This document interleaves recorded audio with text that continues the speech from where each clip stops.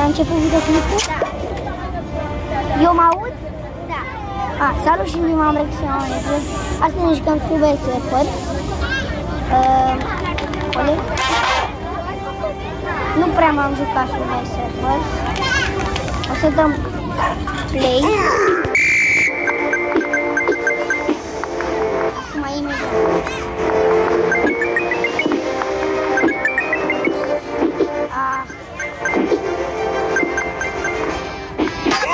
Mamă.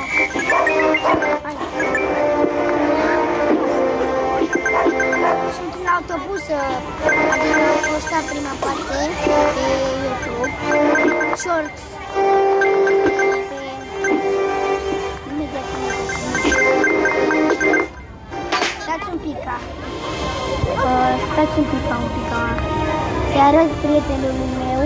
Hai că mă joc eu până face el telefonul și o să vă arăt cum eu să spec pe jocul ăsta, sunt foarte expert. Tot ăsta.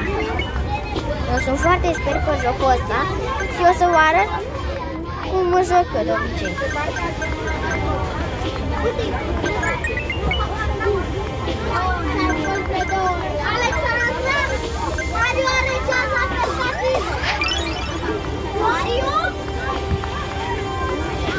Dacă vreți să știți unde suntem, mergem spre ăla.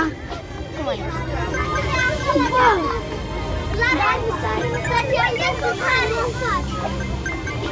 Bă, dar tu n-ai.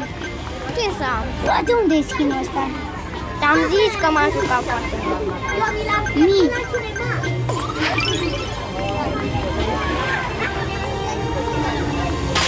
Cât costă ăsta? What? Bun, am revenit, oameni buni. Gata, mă. Cine să mă joacă? Să mă joacă cine? What? Am puterea, da. Nu ai bătăla.